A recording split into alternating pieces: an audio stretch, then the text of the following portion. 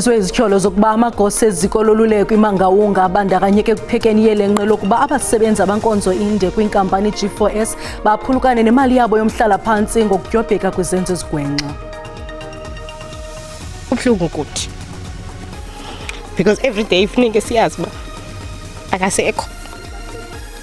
Bajongene ngesikhonto abahlali kwilokishi yaseJamba eKhobonqaba emva kokuhlaselwa kwamadoda amabini ngoLindikhaya.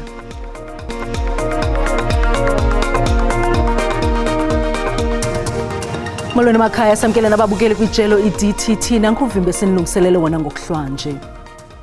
Ibanjwa kwiziko loluleko laseMangaung elilawulwa iG4S eBloemfontein lixelele ijelo leendaba zeSABC kuba iG4S ifuna ukuchitha intlaninge yabasebenzi ekudala beqeshwe yile nkampani phambi kokuba isivumelwano sayo nesebe lenkonzo zoluleko siphele. Kudliwano-ndlebe olukhethekileyo neSABC, ibanjwa uZwelinzima Nquhula ityhwala amagosa aphezulu ngokubandakanyeka kubukrelemnqa obuququzelelwe ngobuchule buka-Ina-Ethe wemali nengqesho kwanokufuna intlawulo yokhuseleko kumabanjwa ukuza kuthi ngoku abasetyhini abane abatyholwe ngokubandakanyeka sele begxothiwe.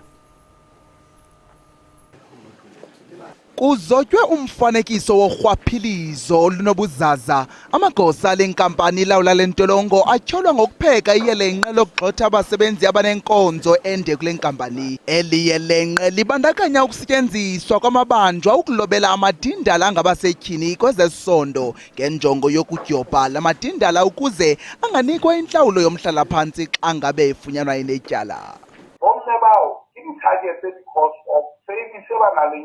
Uthi lamanina angamaxhoba ngenxa yethuba elide lokusebenza ukuba aba bantu bayahlala de isebe lenkonzo zoluleko longame okanye de bafikelele kwintlawulo yomhlala phantsi, iG4S iza kubabhatala imali eninzi. Ijelo leendaba le-SABC libone iinkcukacha zebhanki zebanjwa ezibonakalisa elibanjwa lihlawula amagosa aphezulu e-G4S aliqela, kuquka intloko yezokhuseleko, umphandi wangaphakathi nabanye. Istatimende sibonisa ukuba intlawulo yokugqibela yenziwe ngoLwesihlanu ogqithileyo. Isebe lezoluleko linqinile ukuba liphanda izityholo zokuba amagosa aphezulu afumana intlawulo kumabanjwa kule ntolongo. As a department, we're quite comfortable with the work that we've been doing, and all manner of allegations that we continue to receive, indeed, we do attend to them. But the progress is quite big. Iziko loluleko laseMangaung lidume ngokuba intolongo apho umdlwenguli nomgebengi uThabo Bester waqhawula khona kwekaCanzibe uMeyi ukutsho ngo-2022 kutyholwa ukuba abasebenzi bale ntolongo babe yinxenye yelo yelenqe elalibandakanya ukuzotywa komfanekiso ukuba uBester wazibulala ngomlilo ngokuthi kusetyenziswe umzimba ekukholeleka ukuba ngokakaDleko Bereng.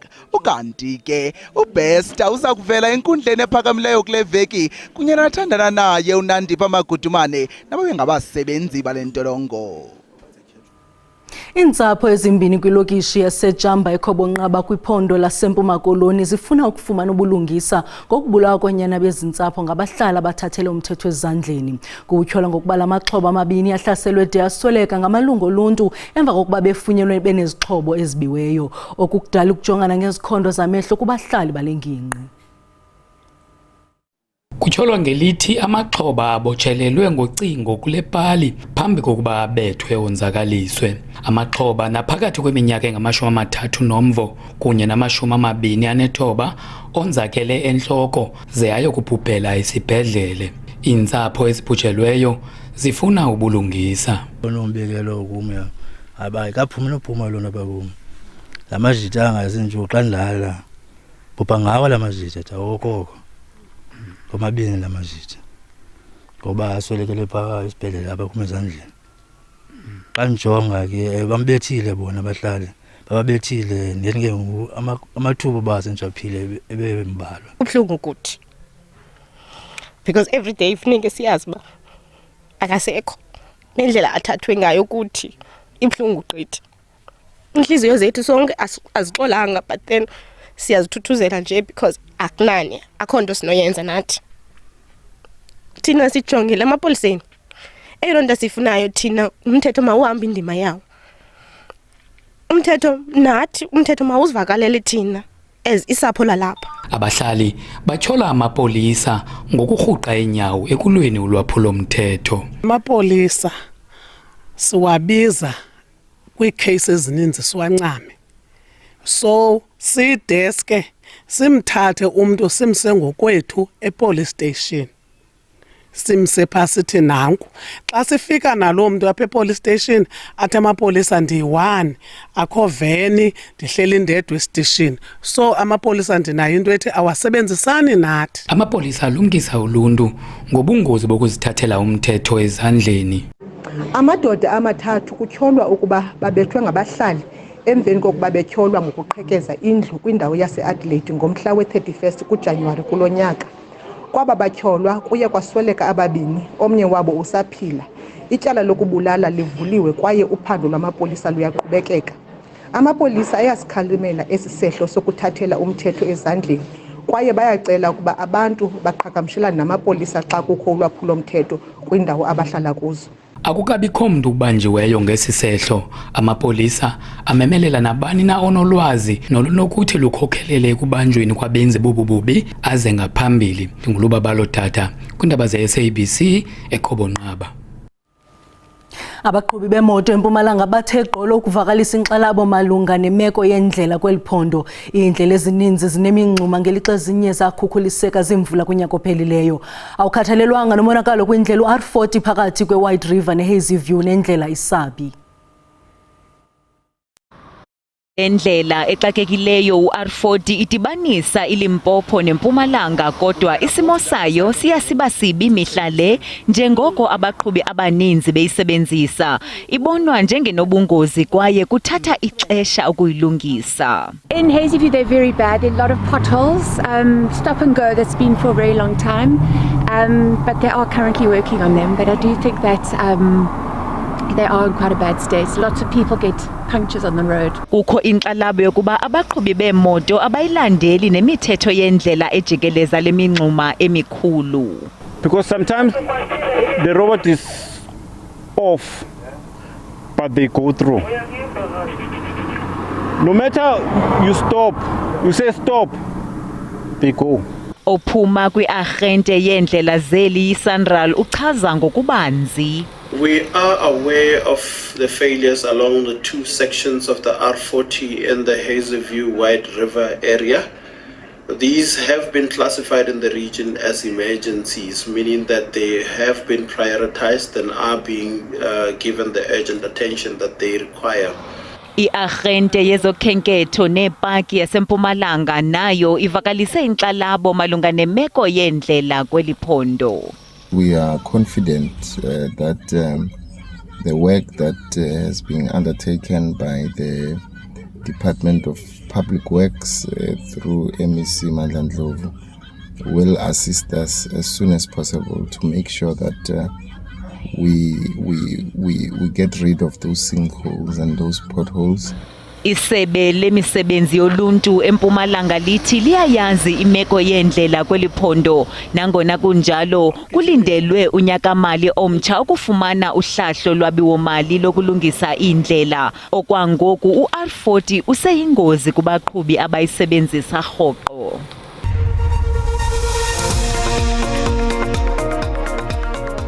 Samkela kwakhona kwiindaba zeli jelo. Uyakwazi ukubukela kwakhona ezindaba kwijelo le-YouTube uthi SABC Iindaba zesiXhosa.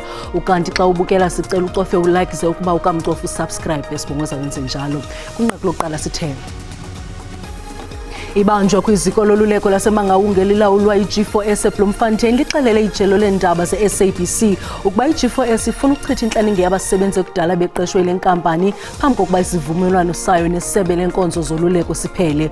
Kudliwano-ndlebe olukhethekileyo ne-SABC ibanjwa uZwelinzima Nququ lityhola amagosa aphezulu ngokubandakanyeka kubukrelemnqa obuququzelelwe ngobuchule buka-Ina wemali nengqesho kwanokufuna intlawulo yokhuseleko kumabanjwa. Ukuzakuthi gango kwabasetyhini abanye abatyholwe ngokubandakanyeka sele begxothiwe. Amanye amalunga phezulu kubukhosi besizwe samaZulu athi ukugxothwa kwamagoso yami ukumkani uMisuzulu kaZolithini inxalenye yegumgedle licwangcisiweyo ukugungqisa ibhodi yeNgonyama Trust ukuxhamlisa abathile. Phakathi kwamagoso agxothwe ikumkani ngusihlalo weNgonyama Trust uNkosi Thanduyise Mzimela noNkosana Afrika Zulu obesisithethi sekumkani. Eli qela likwagxeka isigqibo sekumkani sokuzichongela kwisikhundla sokuba ngusihlalo wale bhodi likwavakalise inkxalabo ngenkulubuso esanda kuchongwa yesizwe samaZulu. Umfundisi uThula Sizwe Buthelezi. Family, we are at variance with the appointment of Reverend Thula Sizwe Buthelezi, because even his appointment is at variance with Zulu customary practice. When having regard to the occasion at which he was appointed. He was appointed during the commemoration of 145 years of the Battle of Isandlwane, when in fact the actual customary location for such appointments is the royal crawl, the main royal crawl, Isibaya School, which we know that during our time that crawl is a Enyogene Royal Palace crawl. But also, it's not only the issue of the location, but also the timing of the appointment, because we know that such appointments are conducted during the hosting of the First Fruits Festival, Umkhosi Wosela, which is the festival for the Zulu royal family. I-IFP ithi iqinisekile ukuba iza kubuya nempumelelo kunyulo kwiphondo laKwaZulu Natal. Eli qela lithi indlela eqhube ngayo kunyulo lovalo sikhewu olubanjwe kutshanje kweliphondo luphawu lokuba abahlali bephondo laKwaZulu Natal bafuna utshintsho kulawulo. I-IFP bibamba irali eThekwini namhlanje ilungiselela irali yayo yokuphehlelela umqulu wezithembiso neza kubanjelwa kwibali Moses Mabhida ebutsheni balenyanga izayo. Konke ukuthi sizothi mhla ka-10 March kuwo lonyaka sonke sobe semabhida. Therefore today I just come here to Durban full of hope for the future. This hope has been built on what we have seen and heard from the people across KwaZulu-Natal. They have told us through their votes and through their voices that change must come to KwaZulu-Natal. And I'm here to tell you that change is coming. It is coming not only to Durban, but to KwaZulu-Natal and to the world of South Africa. It is coming with the next election, just a few months from now, but it is, in fact, already change is here. Inkulu baphathiswa yaseNtshona Koloni uEllen Windi lindeleke ukuba inikeza intetho yokugqibela yobume bephondo kwipalamente yesithandathu ngomso. Le ntetho iza kuqhubeka kwiholo lasekuhlaleni Huguenot eKlipstal ePaarl. Ucimicimi intswelangqesho nolwaphulo mthetho yeminye yemiba elindeleke ukuba inxalenye yale ntetho. Yobume bephondo ivula ikroba lokuba inkulumbuso inikeze ingxelo kubemi ngengxabakaxaka ezixananazileyo, inikeza imbono ezimayela nomsebenzi karhulumente wephondo. Yaye lithuba lokuba urhulumente wephondo abekele ubala umkhombandlela wamanyathelo abaza kwathabatha inguqu. Abahlali imbombozone zephondo bayakhuthazwa babe yinxalenye bave ukuba iza kubachaphazela njani kwimo yentlalo yemihla ngemihla. I think the crisis that we are all facing and we are crying about is the load shedding. That is number one. And also to get rid of the shacks. Because as you can see here in our area in Langa, there's a lot of shacks surrounding. Abahlali bakwalanga banethemba lokuba inkulumbuso iza kuzibhengeza izicwangciso zokuphuhlisa ugqithiso lwenkonzo. In the Western Cape, it seems we stay in different provinces, even though it's one province. People in the township seem to be living in another province, even though they're in the same province in the Western Cape. Because what we experience, more especially in the township, we find that water gets switched off. Amacebo wokuvulwa kwamathuba engqesho nawo angumnqweno ongundoqo. Government, if he can say this for us, for the jobs, vacancies, even a way to make for us the IT, especially as we are sleeping outside under the bridge. Because if we go in there to the Department of Home Affairs, they said no, we must pay something, but we don't know where we're going to get it because we're unemployed. Ukanti abahlali basezigadini bathi balangazelela ukuva amanyathelo wokuvuselela isidima sabantu abangenamakhaya abahlala kwiingingqi ezingqonge umbindi wedolophu. I think especially in the CBD what I've seen in the past few years is an increase in homelessness, and I really don't feel like the local government is doing much to help with that. These people are really struggling. People talk about crime, but you've got to look at the root of the problem. IPAL eBoland ichongiwe ukuba ibambele ntetho yobume bephondo. Imxolisi yoboyi Foundation ibambisene nenkokheli zemveli ukuqaqambisa isithethe sokufundisa nokufunda kutsolo eMpuma Koloni. Kubinzwe ngezixhobo zokufunda kwizikole ezingaphaya kwe-18 kulangingqi ziqhubekeka nokuphucuka iziphumo zematriki ngakumbi kwimimandla yasemaphandleni. Kusenjalo kukho inkxalabo ngabafundi baka grade 8 abangakwazi ukufunda nokubhala kakuhle.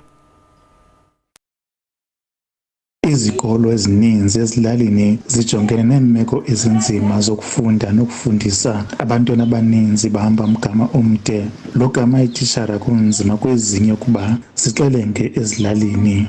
So ubangake kubekho isebe lisincedise ngoba kubekho isenta phakathi kwezafida schools ezakuthi ke ijongane nabantwana benkalo zonke, ibe nabantu abaqeqeshelwe ukuba bancedise abantwana ukudibanisa amagama nokufunda nokuthetha. Izikolo zakhiwe ngodaka, ukuxinana kwabantwana emagumbini nonqongophala kwetishala ngumngeni omkhulu ojongene nezi zikolo. Kwesike saseKT Mchasa kunzima kakhulu, sithetha ngamanani angu-1434 abantwana abakumagumbi ali-17. Ufumanisa uba iklasi enkulu inabantwana abaphaya kwi-113. Kwawongwe izikolo zenze kakuhle, zikwakhuthazwa ukuba zisebenze nzima.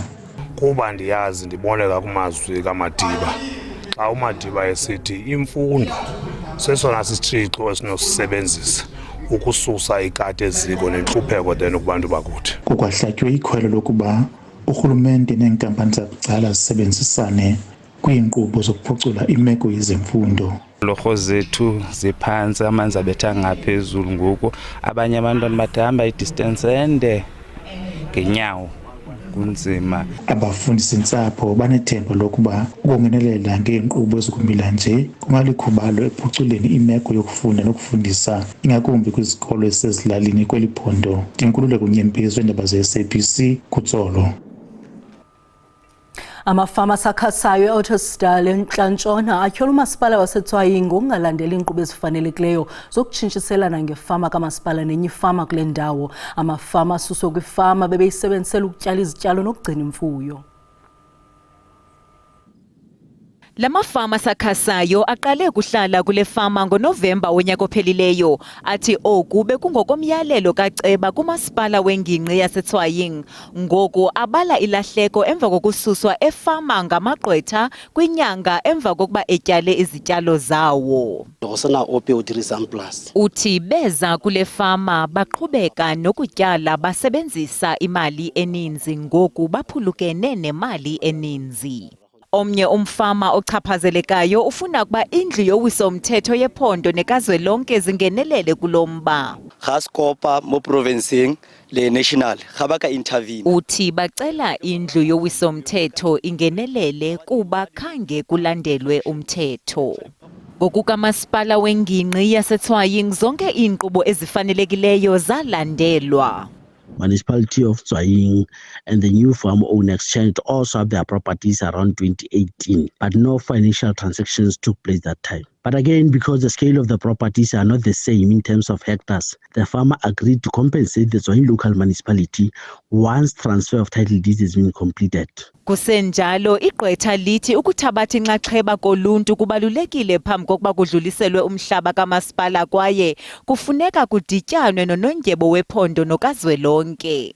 There must be a public participation process whereby the public is members of the public are invited to make submissions in a period that is not less than 60 days before that specific council meeting. Kwimbalelwano ebonwe yi-SABC ekucingelwa ukuba iphuma kwigqwetha lomfama owatshintshiselana ngomhlaba nomasipala, amafama asakhasayo axelelwa ukuba awanalungelo lokuba kumhlaba. Kwezemidlalo khange kubekho qela lifuna ugoba uphondo phakathi kweKaizer Chiefs neRoyal AM ziyabambana ngeqanda kumdlalo we-DStv Premiership kwibala iHarry Gwala eMgungundlovu. Kulandela ezi ziphuma amakhosi athathe ngcu kwindawo yesithandathu lokami iRoyal AM isekwindawo ye-14. Sibulele mawethu ngokusibeleka indlebe busuku benzolo.